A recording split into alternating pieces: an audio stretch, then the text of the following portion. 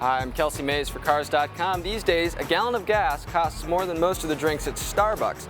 But if you still need to haul the kids in a boat up to Aunt Meg's for the weekend, Chrysler's answer is the 2009 Aspen Hybrid. And this is going to be marketed alongside the identical Dodge Durango Hybrid. Together, these two SUVs make up Chrysler's first hybrids. Now, both models use a two-mode gas-electric hybrid system developed specifically for larger SUVs. Here it's attached to Chrysler's 5.7-liter Hemi V8, and four-wheel drive is standard. The resulting gas mileage is 1920 city highway versus 1318 for a regular four-wheel drive Aspen Hemi. That may not seem like much, but it's actually a 25% overall improvement, and the Aspen Hybrid can tow up to 6,000 pounds. That's not something your Prius or Ford Escape Hybrid will be able to manage. Now, outside, the hybrid badging is fairly minimal. There's little decals on the doors and on the trunk.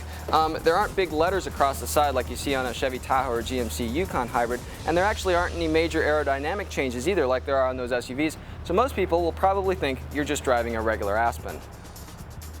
Now, inside there are a few differences, and the first one is a hybrid gauge that goes in place of the tachometer. It's got three zones: a charging area for when your regenerative brakes are charging the battery, economy, which is under most normal driving, and power if you need more of it. The idea is to keep the needle in that green hybrid area in the middle as often as you can. A navigation system is standard. It's got a hybrid energy display. It's pretty typical as they go. It shows the flow of power, it shows instant gas mileage, and it shows whether you're running off of electric power or gasoline power off the hybrid system. And between the gas engine and the electric motors, there's 385 total horsepower, so the Aspen Hybrid scoots along pretty well when you need it to. Electric-only mode is good for short, slow acceleration, which is fine if you don't mind holding up a long line of cars. Don't do that while I'm driving behind you. The engine comes on pretty seamlessly, although it can take a little bit long if you need immediate acceleration from a standstill. One way to cheat this is to activate the tow-haul mode on the transmission, which keeps the engine on the whole time. There's no delay, but that probably does lower gas mileage. Now, decelerating at pretty much any speed shuts off the engine and cranks on the regenerative brakes. That helps mileage, but it can be a problem if you're in a lane that's moving slower and then you decide to move into another lane that's moving faster, because it takes a moment for that engine to come back on. When you're on the gas, you need it immediately.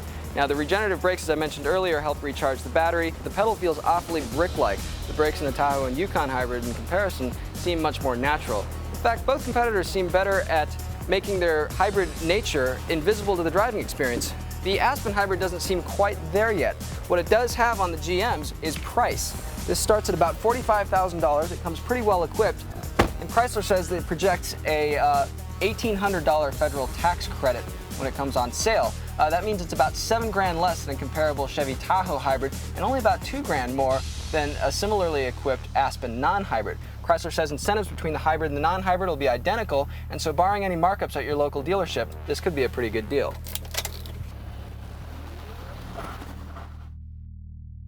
For additional information on this car or any other, go to Cars.com and our blog, Kicking Tires.